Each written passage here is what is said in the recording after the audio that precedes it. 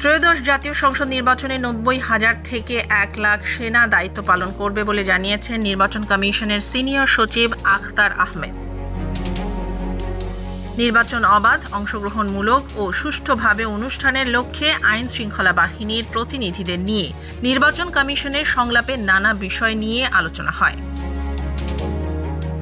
সোমবার সকালে রাজধানীর আগারগাঁওয়ে নির্বাচন ভবনে এ মতবিনিময় সভা শুরু হয়। সভা শেষে ইসি সচিব বলেন, অবশ্যই নির্বাচন করার পরিবেশ আছে। সেনা ৯০,০০০ থেকে ১ লাখ, পুলিশ ১.৫ লাখ দায়িত্ব পালন করবে। এছাড়া ভোটে ৫.৫ লাখ আনসার দায়িত্ব পালন করবে। নানা জায়গায় অগ্নিকাণ্ড ঘটছে, ভোটের পরিবেশ আছে কি?